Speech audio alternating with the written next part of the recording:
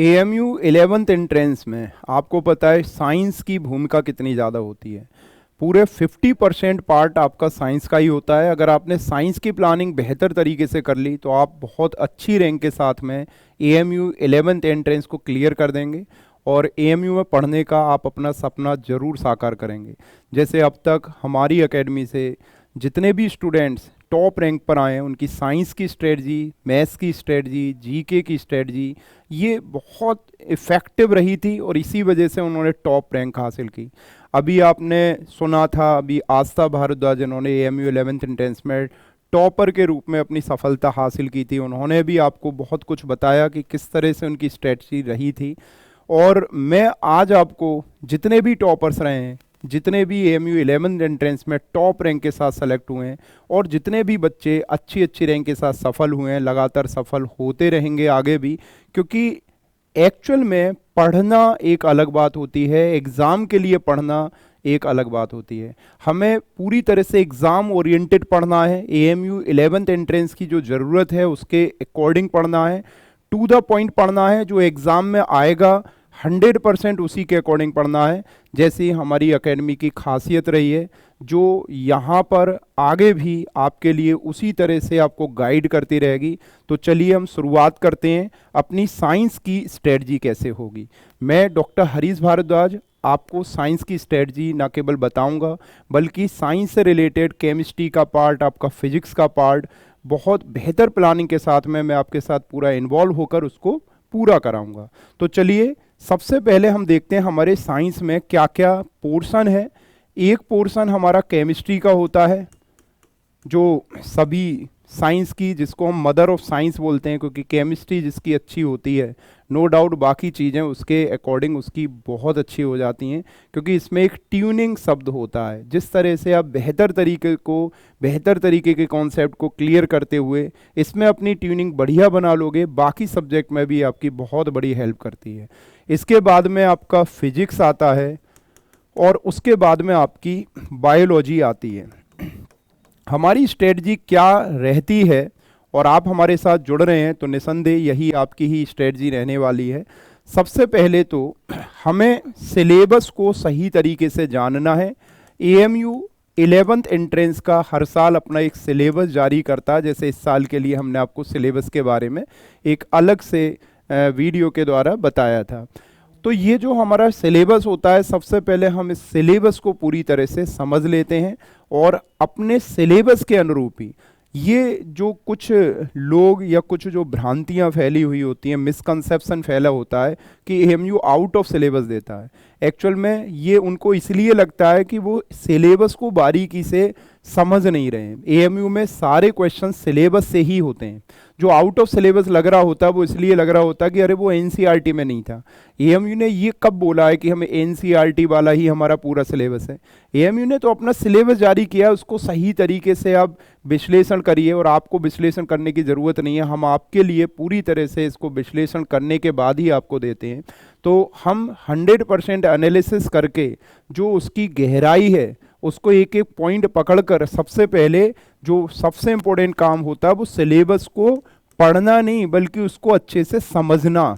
तो इसी तरीके से हम आपको चीज़ें देते हैं। इसी वजह से ही तो ऐसा होता है कि आपको साइंस में 50 के 50 क्वेश्चन ऐसे नज़र आते हैं कि अरे ये तो हमारे लिए कुछ है ही नहीं, ये तो बिल्कुल क्लास के डिस्कशन में था, ये तो हमने तब देखा था जब देखा था।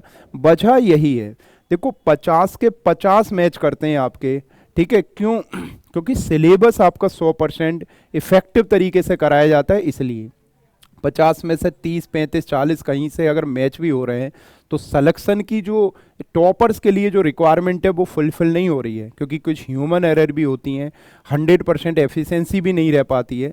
तो आप टॉप रैंक में आना चाहते हैं तो सिलेबस को बहुत बारीकी से समझते हुए हमें उसमें काम करना है। तो सबसे पहला काम हमारे द्वारा आपके लिए किया जाता है कि सिलेबस को बहुत ही गहनता से विश्लेषण करके ही आपके साथ टू द पॉइंट डिस्कशन होता है। दूसरा हमारा जो डिस्कशन के बाद में प्रैक्टिस जो होती है वो एक बहुत बड़ा पार्ट होता है कि हम क्वेश्चंस की प्रैक्टिस कैसे करें। तो जो हमारे द्वारा चीज़ें आपको कराई जाएंगी उसमें सिलेबस पर बेस्ड कुछ ऐसे क्वेश्चन जो हमारे द्वारा ही, हमारी टीम के द्वारा ही बनाए जाते हैं, उनका डिस्कशन होगा।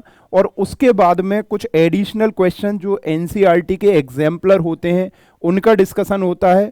और जो एएमयू के पीवाईक्यूज होते हैं उनको तो आपको लगेगा ही कि डिस्कशन हो गया, तो वो तो कुछ बचा ही नहीं, क्योंकि एएमयू का स्पेशल डिस्कशन हुआ है सिलेबस का, तो वो आप फटाफट करते चले जाओगे तो आपका कॉन्फिडेंस बहुत हाई हो जाएगा। और इसके अलावा इसके पैरेलल जो और एग्जाम होते हैं जैसे जामिया मिलिया इस्लामिया, इनके पीवाईक्यूज हो गए, इनका भी डिस्कशन होता है। इससे आपको एक बहुत कॉन्फिडेंस मिल जाता है। इसके बाद में जब हमारा एक चैप्टर कंप्लीट होता है तो चैप्टर वाइज आपका एक टेस्ट होता है, और उस टेस्ट में आप चैप्टर वाइज, यूनिट वाइज हम इसको बोल सकते हैं, क्योंकि यहाँ पर साइंस के अलावा बाकी के सब्जेक्ट का क्लस्टर बना के आपका एक टेस्ट किया जाता है।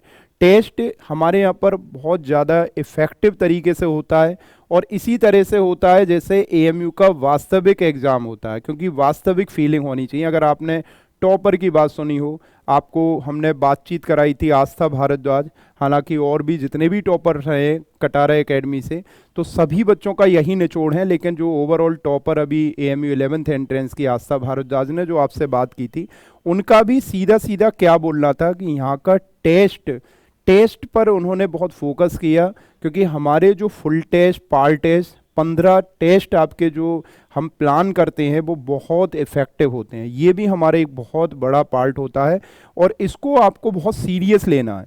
चाहे हम जितना भी, आपको टोटल हम 15 टेस्ट देते हैं, तो इस टेस्ट को आपको बिल्कुल ऐसे देना है जैसे आपका रियल एग्ज़ाम है। अब सोचो आप 15 बार रियल एग्ज़ाम की फीलिंग लेके जाओगे, तो फिर एएमयू में जब रियल एक्चुअल एग्जाम में बैठ रहे होगे तो आपको बिल्कुल भी प्रेशर फील नहीं होगा, आपका कॉन्फिडेंस बहुत हाई लेवल का होगा। तो नो डाउट इसीलिए बच्चे सेलेक्ट होते आए, और आप इसीलिए एक अच्छी रैंक के साथ सेलेक्ट होने जा रहे हैं। अब फिर पॉइंट आता है हमारा रिवीजन पर हमें बहुत ज़्यादा फोकस करना है। हमें अपना टाइमली सिलेबस कंप्लीट करना है, जैसे हम हर साल करते आए हैं। टाइमली सिलेबस करने के बाद में हम अपने रिवीजन पर ज़्यादा से ज़्यादा फोकस करना है। इसके अलावा जब स्टूडेंट उस समय तैयारी शुरू कर रहे होते हैं जब 10th का भी साथ में तैयारी हो रही होती है, बोर्ड का भी प्रेशर होता है, तो उसको बैलेंस करिए।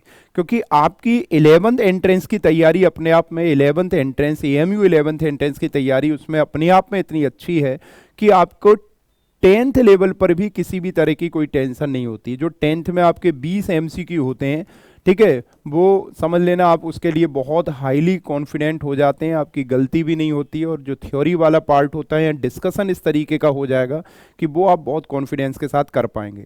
इसीलिए हम अपनी स्ट्रेटजी में ये शामिल करते हैं कि 10th वाले जो स्टूडेंट होते हैं उसमें पहले 10th का सिलेबस करते हैं। बहुत एक्स्ट्रा एकदम से बर्डन हम देते भी नहीं है, ना ही लेना चाहिए। बहुत आराम से हमारी क्लासेज होंगी, 2 क्लासेज हम मान लो एक दिन में ले रहे हैं, तो बस इन 2 क्लासेस को मैनेज करते रहना है, रेगुलरिटी रखना है, और कब कितनी डोज देनी है ये इंस्टीट्यूट डिसाइड कर लेता है। आप उसके अकॉर्डिंग उस डोज को डाइजेस्ट करते रहिए, रिवीजन पर ज़्यादा फोकस करते रहिए। अगर आप इस पार्ट को पूरी तरह से कर लेते हैं तो ये 100% सफलता का आपका गारंटी कार्ड बनता है। तो स्ट्रेटजी में जो मेन बातें हैं, सबसे पहला सिलेबस, दूसरी बात प्रैक्टिस ऑथेंटिक करें। कई बार ऐसा होता है ना, मार्केट में आप देख रहे हो ऊल जलाऊ मटेरियल की जैसे बाढ़ सी आ गई है, कुछ भी दे रहे हैं। मैं तो देखकर हैरान हूँ, कई जगह ऐसे स्टडी मटेरियल अवेलेबल हैं, बुक्स ऐसी अवेलेबल हैं, वो सिलेबस वाले पार्ट से दूर दूर तक उनका नाता नहीं है। मतलब सिलेबस वाले पार्ट की जो प्रैक्टिस है वो तो है इतनी सी, और एक्चुअल में ऊट पटांग चीज़ें हैं इतनी सी। अननेसेसरी बच्चों उन चीज़ों में उलझ गया, सिलेक्शन कहाँ से होगा? मेहनत करते हैं फिर सिलेक्शन नहीं हो पाते, ये बहुत कष्टदायी होता है। तो हमारे द्वारा जो भी आपको प्रैक्टिस कराई जाती है वो 100% एग्ज़ाम ओरिएंटेड होती है, 100% सिलेबस ओरिएंटेड होती है। तो इसी तरह से आपको भी करना है। पीवाईक्यू जरूर करने हैं, और साथ में आपको यूनिट वाइज रिवीजन करना है, रिवीजन पे ज़्यादा से ज़्यादा फोकस करना है। हमारा रिवीजन का तरीका एक बहुत साइंटिफिक तरीका है, जिसमें हम कई बार ऑटोमेटिकली बच्चों का रिवीजन करा देते हैं। तो ये हमारी स्ट्रेटजी रहेगी, और यही हमारी का मतलब है आपकी और हमारी रहेगी, और इसको मिलके करते हैं, डेफिनेटली आप सफल होंगे। Thank you.